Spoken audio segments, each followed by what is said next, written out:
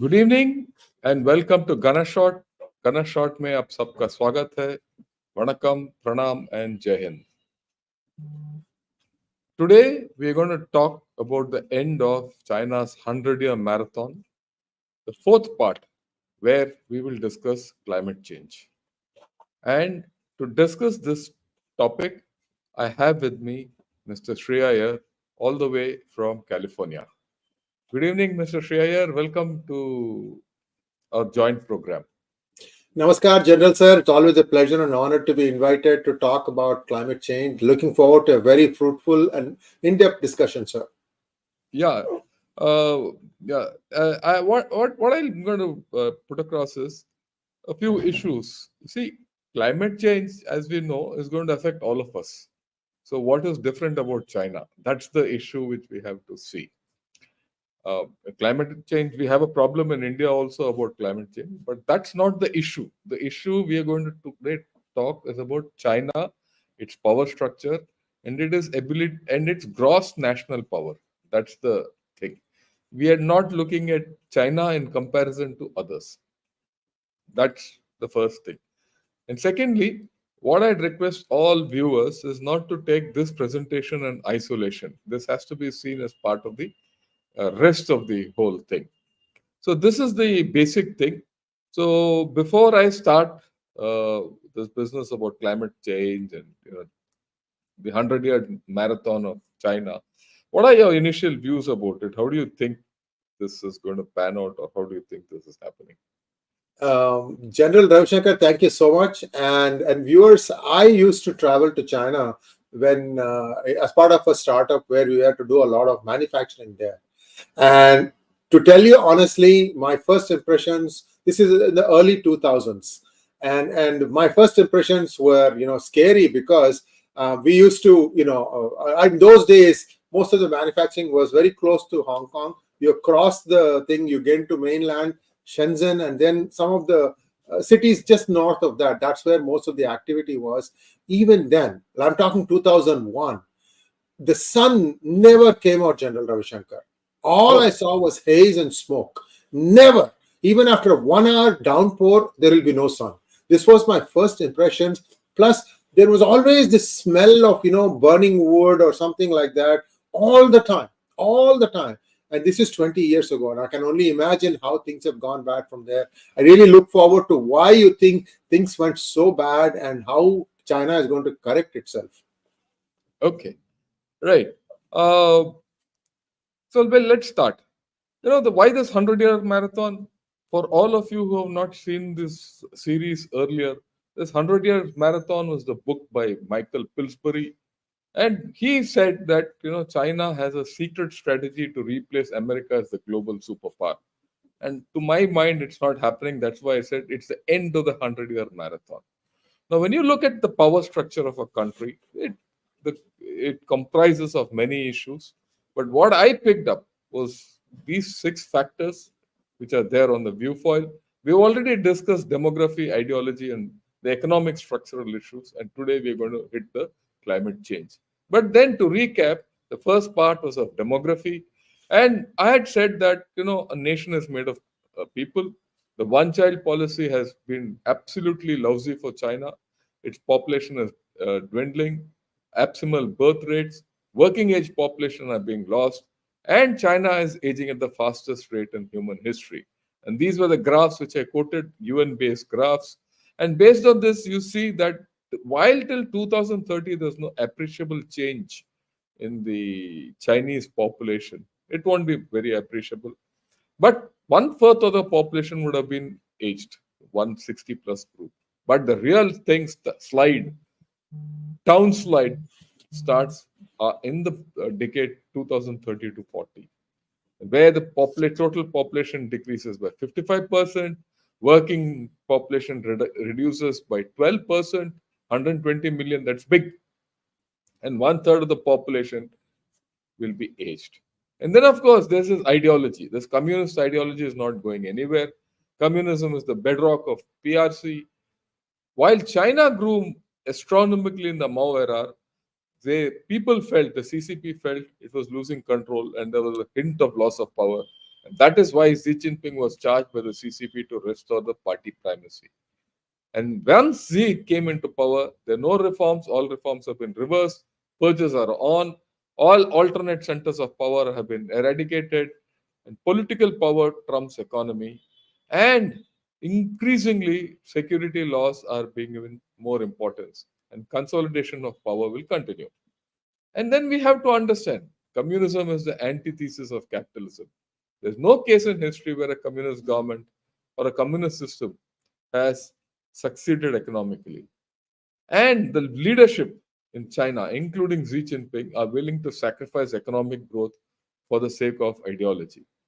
And then last week, we spoke about the economic structure and we discussed all these points, and we saw that investment is down and exports are down, manufacturing is down, and they're looking at consumption and commodities. I mean, they're looking at consumption to bail them out, which they can't, and they do. And China doesn't have any commodity of value to even export. And then, of course, the cycle which I explained. Z started with the anti-corruption thing, BRI doubling of the economy by 2035. Then he came out with this Z thought and dual circulation and the made in China. All these are failing. All these are failing. Then he's gone on to the state control where he jettisoned Deng Xiaoping's ideas and just embraced Maoism. And he spoke of common prosperity. No one knows what it is. He looks at SOEs. And he's broken the edtech, fintech, and the property sector. Today, he talks of security and technology. But then, when the economy is tanking, he's looking at privatization. The problem is food security and coal-based energy, which is not there. So we'll talk about all that today. And like I said, we're going to talk of climate change today.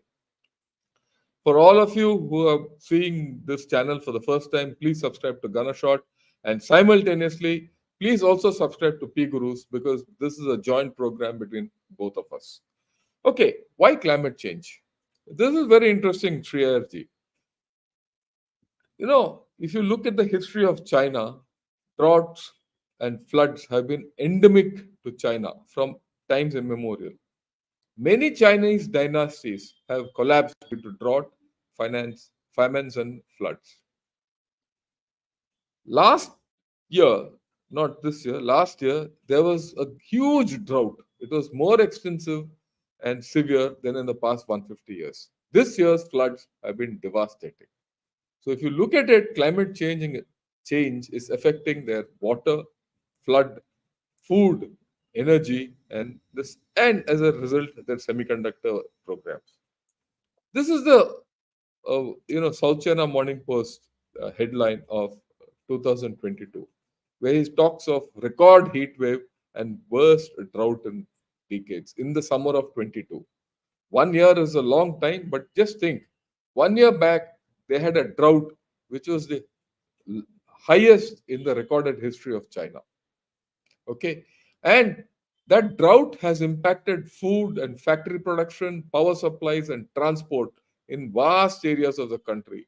The Yangtze River Basin, which is from Shanghai right to Sichuan, right, and it is Asia's longest river, was considered the worst affected area. Some of the major lakes in that area got dried out, and hundreds of millions of people were impacted. Right, that's what this also says. Experts say the heat wave could be among the worst recorded in global history. Okay, so it's been one extreme in China last year, and what is it this year? This year, what can the headline says? What can China learn from worst flooding in 140 years? Complete extreme, complete turnaround, and this is the effect of climate change on China. Right, in a place where historically there have been problems of climate change, where you know emperors have been and empires have just fallen off because of floods and famines. To the extent Xi Jinping went around, there were a whole lot of tycoons earlier this year in the rainy season, and where crops got damaged, and Xi Jinping ran towards all these places to see whether things are okay or not, and to make his presence felt. Because China is a food insecure nation. China does not grow the amount of food it needs.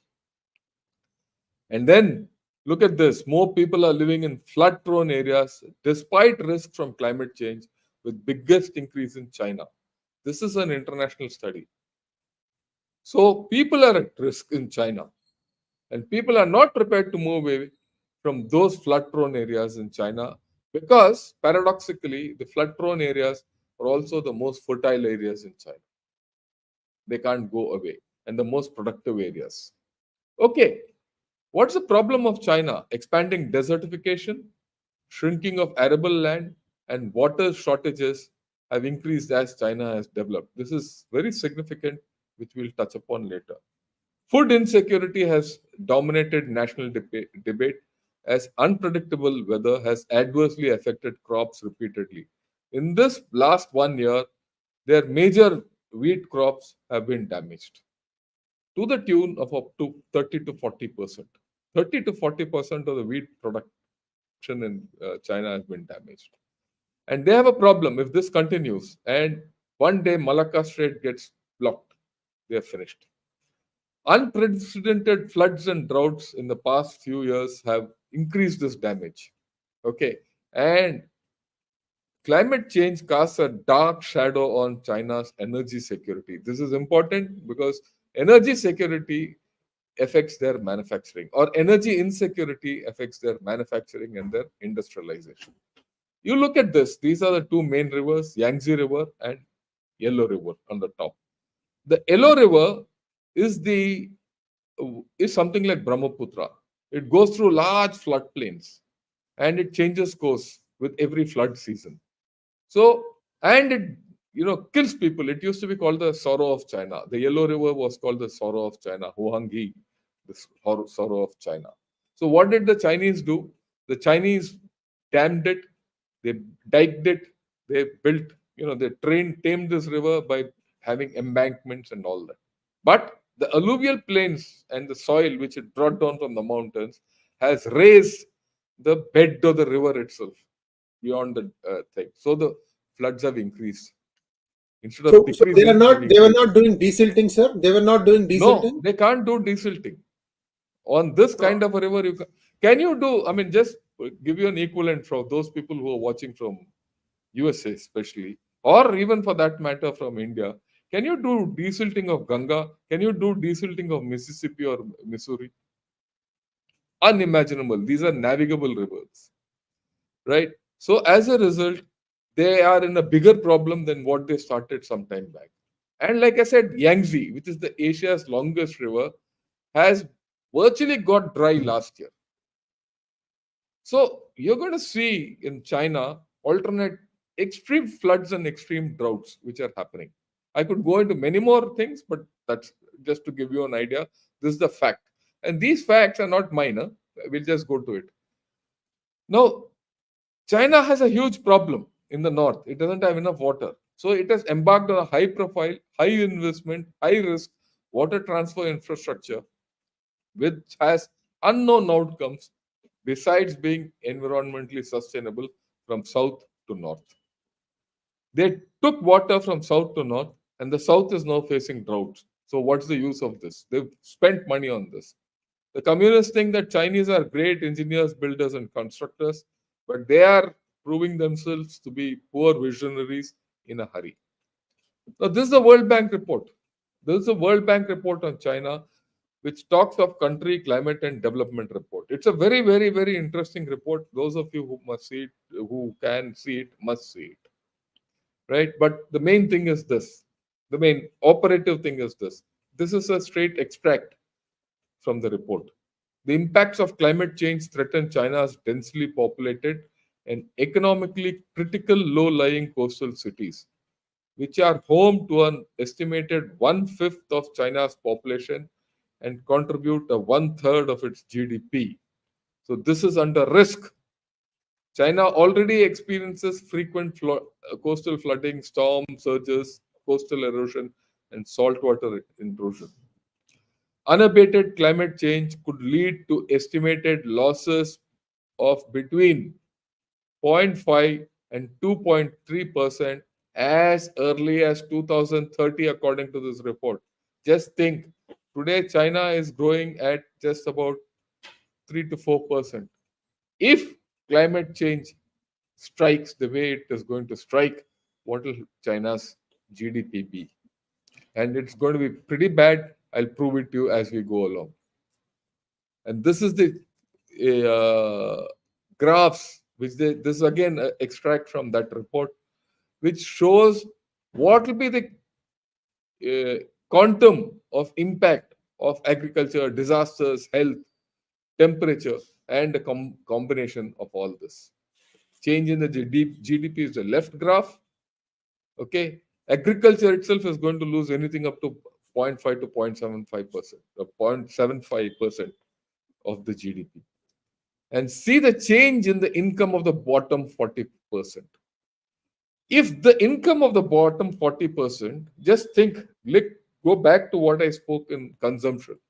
If the income of the bottom 40% of the population, we are talking of 400 billion people, is going to go down by as much as 3 to 4%, okay, or 10%, 5% in a year, where will China they consume? If China doesn't consume, where will its economy go? See the cross connection between the two. Food security and all this is there. Okay. Just this climate change. And this is not my imagination, this is a World Bank report. Okay. This is from South China Morning Post. He says, is China prepared for its warmer and wetter future? He says China will have longer heat waves, more floods, and warmer seas this century. Climate scientists warn. Who are these climate scientists? These are Chinese climate scientists. They know the problem, yet they are fooling everyone. Now, there is a Sydney based research firm which talks of gross domestic climate risk. Now, in this, he says half of China's GDP is at risk.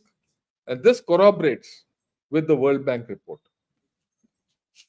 And if you go into this, what the Chinese research firm, I mean, the Sydney based research firm says, you could, I mean, the picture is even worse.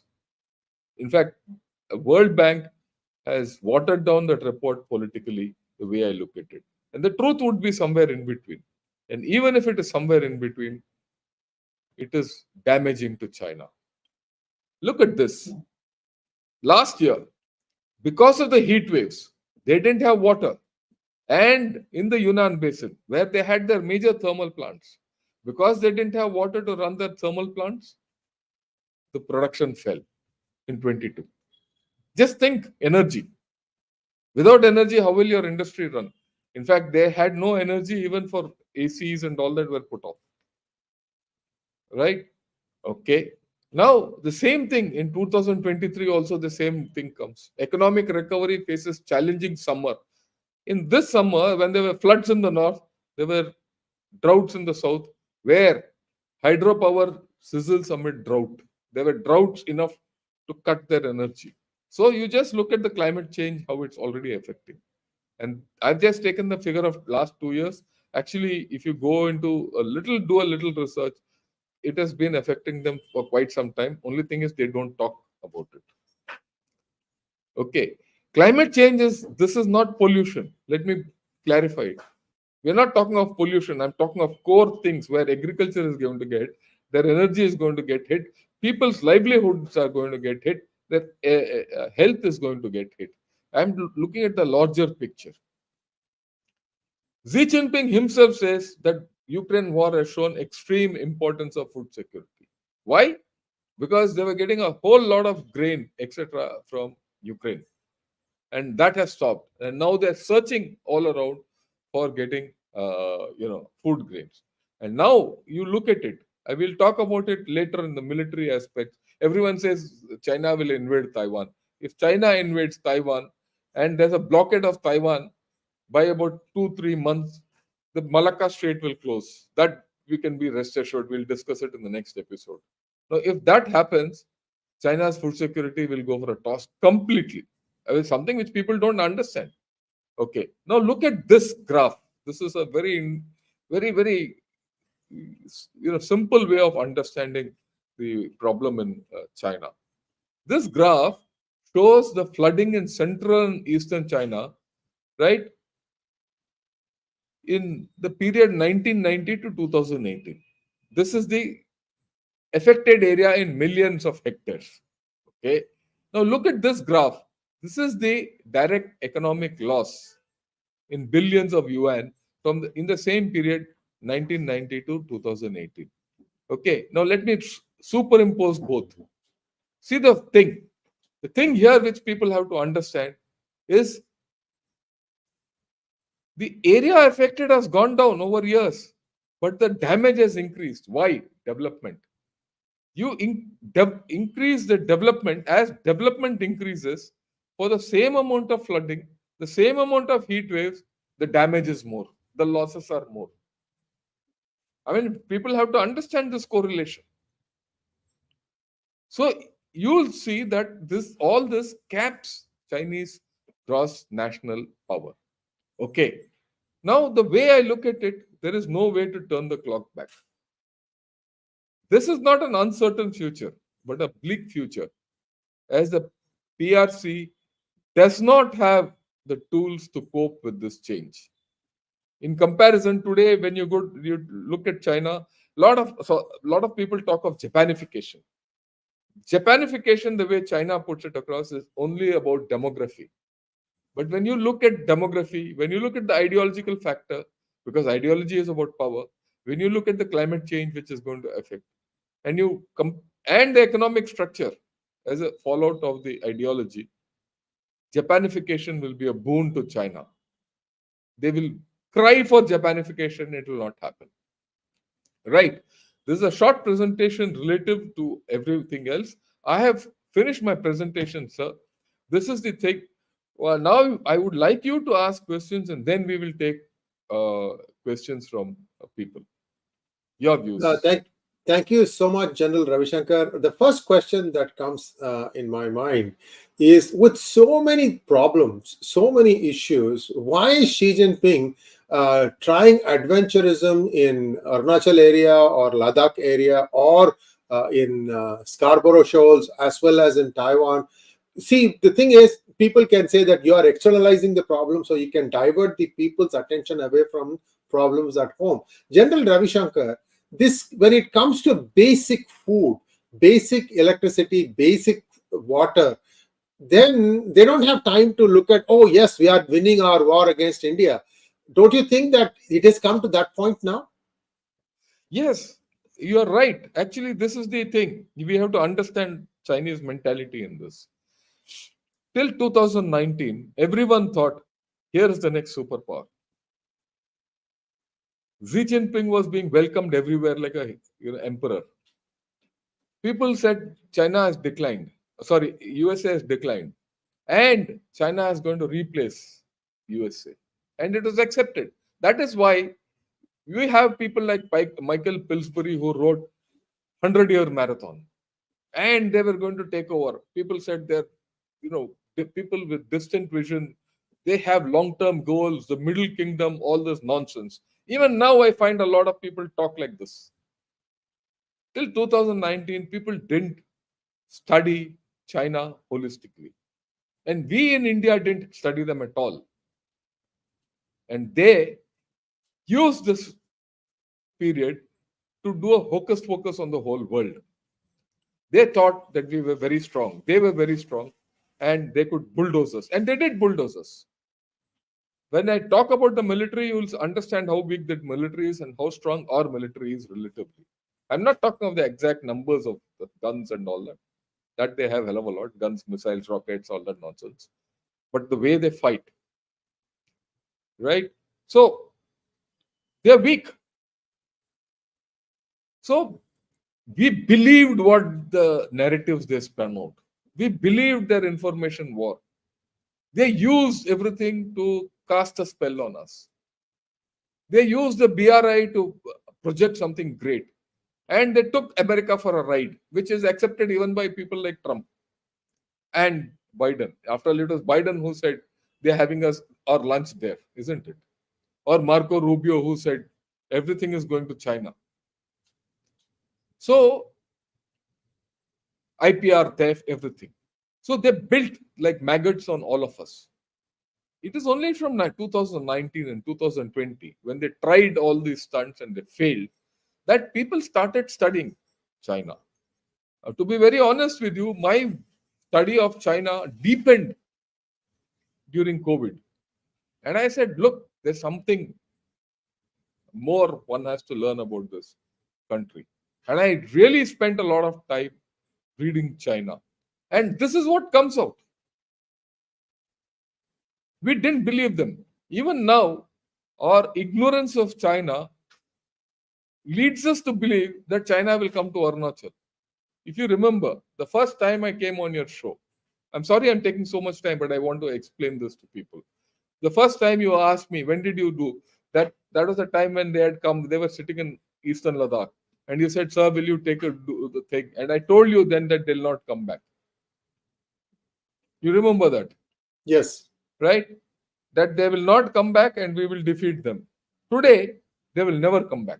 There might be a few small things, but they'll never come back. Now, because we know more about them, we know their weaknesses, we know that China is a hollow country. And unless we start looking differently, I'll turn around the question which you asked me. Why does Xi Jinping do all this? Why don't we feel that all this is showbiz? Or, it's like the wolf which wants to huff and puff the down. And it's the wolf which has, chest problems which we can't breathe out also. So you look at it from that, it's full of bronchitis. Even hot air it can't blow. That's the way I look at China. Thank you, Yeah, sir. One clarification. You said yeah, that there is too little or too much water. I remember the last time there was flooding, there was a fear that the Three Gorges Dam might break. would And in order to yes, prevent that from breaking, what they did was they went upstream and broke manually some yes, other dams. yes. So this is madness. Why are they trying to do something like this? I mean, that shows that their planning has gone awry. What really do you think went wrong? Look, what you said actually, you triggered something which I thought I should not touch because of lack of time, but we have time. I'll trigger. What you said is 100%. Thanks for reminding me of that. 100% right. 2018 or 19 it was, right? No, 2020 it was. Yeah, 2020 there were severe floods. Severe floods. When the Three Gorges Dam got filled and people felt that it's going to break. They released all water and there was flooding downstream of Yangtze River. Just think 2020, this is the case. And upstream, they broke 5 or 6 dams and released water. As a result, they lot of paddy cultivation went for a toss in the south. Okay, this happens due to excessive rain in 2020. 2022, there's drought in the same area. Yangtze River goes dry. People started crossing the Yangtze River on motorcycles. Okay, there was there was no runoff water also from the same Three Gorges Dam. They didn't. And Yangtze River, if you've been there, you know, is a navigable river. Yangtze Basin is navigable, and they all the factories and all are all around. This place where The they had banks, yeah. that Wuhan and all that. Okay, so manufactured items go by ships and barges down the Yangtze River to Shanghai and get shipped out. This year that couldn't happen. Last year they lost. So 1 year they lose everything due to floods. 2 years later they lose everything due to drought. This year they've lost again to floods. They've lost the complete north to floods. Agriculture, and like I said, in the past 140 years they have not had so much floods. And as they develop, any small flood, there is more damage. So it limits your complete. I mean, no. limits your complete gross national power. That's the point which we have to understand. And of course, like I said, they think they are visionaries by building all these dams and all that, but they're fools because the thing comes out. They've done everything fast, saying, "Oh, we do it so fast. We build so much infrastructure, this, that, all that," but without knowing the consequences.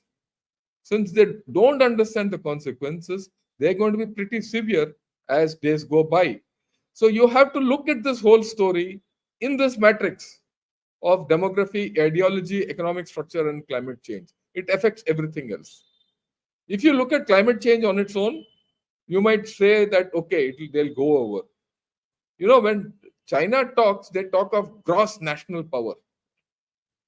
Okay, I think it's high time you and I started talking of gross idiocy of China. Gross national idiocy of China. Yeah, Thank you so much, General Ravi. I have one other follow-up question. And, yeah, and yeah. viewers, many of you have joined P Gurus or Ganashot in the recent past. General and I have been talking about many things that were discussed for the first time on social media. That's what makes our channels unique. We don't hesitate to go in depth. One of the things that General Ravishankar discussed was the river Brahmaputra itself and how China wanted to construct dam after dam on the Brahmaputra so that they could take the water from where? From the Himalayas all the way down to the plains. They believed that they had the engineering know-how to do these things. There is a quick update on this. Where do things stand now? So yeah, as of now on Brahmaputra at the Great Bend, they're going ahead to the construction, but that construction is going to take a long time.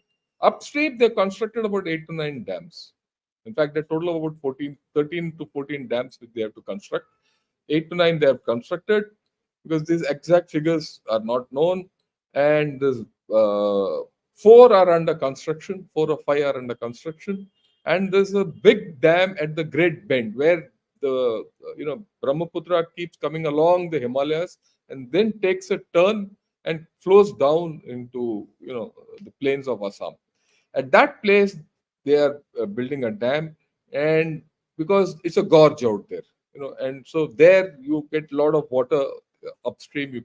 It's a natural pondage. From that pondage, they want to tap water and take it down to the plains. So this is a program which is going to go for the next 15, 20 years. It's not going to be done in a hurry.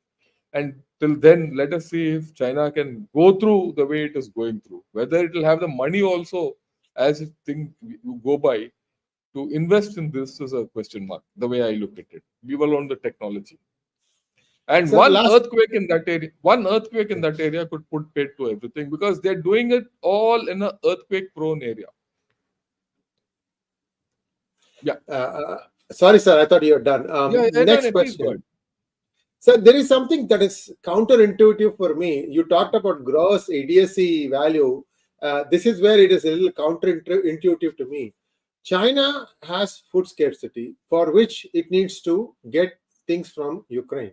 Yet China is seen as being helping Russia, which in turn is waging a war against Ukraine, which becomes impossible for Ukraine to get out of that, to get back to the normal stuff, which is to go back and be the wheat bowl of the world.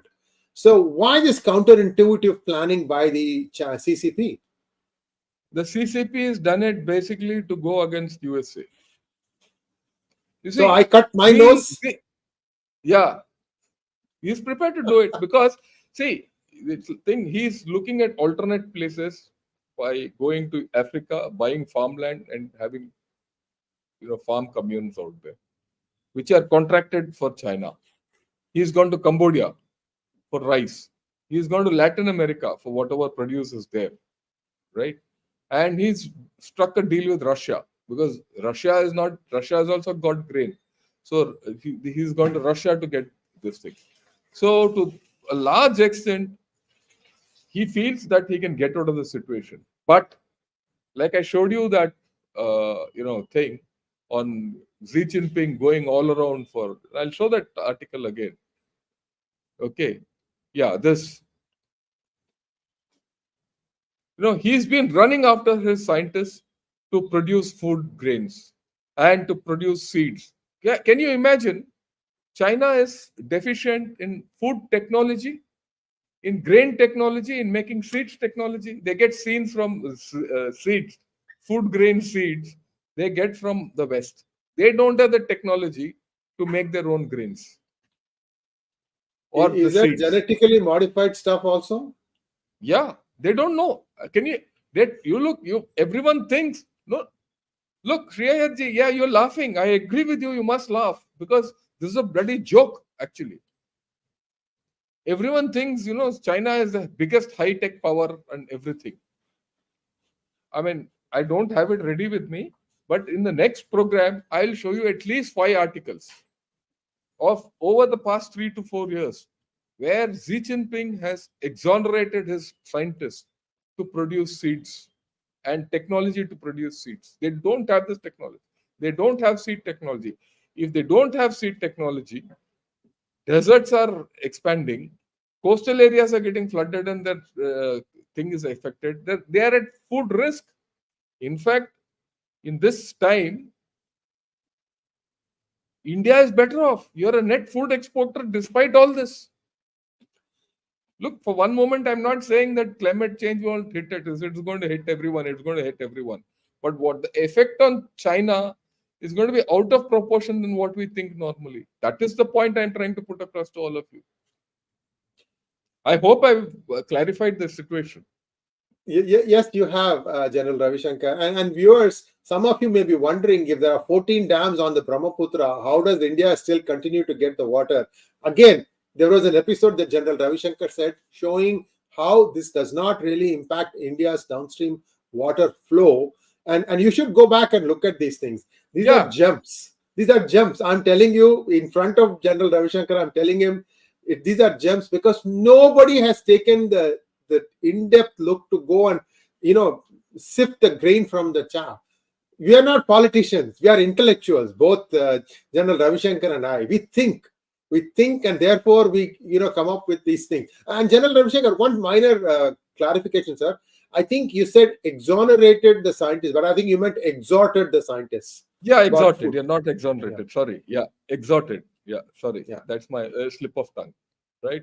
In fact, just for people's idea, there's this video called Dams on Brahmaputra, which is there in Gunner Shot. The same thing is there in Gurus also, which I did earlier. You can see anywhere you want. Uh, have a look at it. People should not get worried about the dam which China is constructing on Brahmaputra because the Brahmaputra basin and the water in the Brahmaputra basin, 88% comes from our side. Only 12% comes from China. So if the 12%, they can't stop all 12%. Even if the 12% reduces to 8 or 9%, it doesn't matter much. So really, things are under control. The problem is for China by doing this. We have to do some mitigating steps for other reasons, which I'll probably we can have a revisit on that, Yeah. that presentation one of these days, and we'll do it. Right? So okay. So anything else? Otherwise, we could take some questions and One last question, because yeah, yeah, everything yeah. you Please, please, explained, please go ahead. it's triggering more thought. A few months ago, India restricted the re-exportability of its food grains to many countries. I'll give you an example. UAE. Yeah, They said, "If we give it to you, but you cannot re-export it to any other country. yeah. Under that condition only we are doing it." I'm wondering if the net or the final recipient of this was China and India was trying to cut those routes. No, no, Your no. thoughts, That sir? let me explain to you. Uh, we were doing a direct deal with China for export to China. And China didn't take it from us. Incidentally, that's the funny part. They didn't take it from us. Now, this re-export from UAE was to cut off Pakistan. Okay. One. Number two, our aim was to ensure that the food which we see what happened last year and for the past 2 years, the food which we've been exporting, we didn't have that kind of surplus in food which we used to have the years before because we are also getting affected by climate change. So whatever reduced quantity which we could export, we still have food surplus. We are a food surplus to export. To export, we wanted to ensure that it goes to those people who need it. to those So believe countries it. who are actually, we've not made money out of it. We had to make money. We could have done deals with the Western world. That is why Europe was crying that India has stopped export to those people. We control the export to give it to poor people who didn't have food, even if it meant we're not getting full money for it. And that is why we stopped UAE for re-export. Because, I mean, this is something which people don't know. Everything in Pakistan is Indian. Every item in Pakistan is Indian with a UAE label. Okay. Yeah. That's how it, because there's no direct trade between India and Pakistan, it goes via UAE. UAE makes money out of us. We make money out of us. And the poor Pakistanis suffer. I wouldn't say the poor Pakistanis, they're made to pay out through their nose. There's no love lost. We charge exorbitantly to UAE. UAE marks it up and gives that same exorbitant price to Pakistan.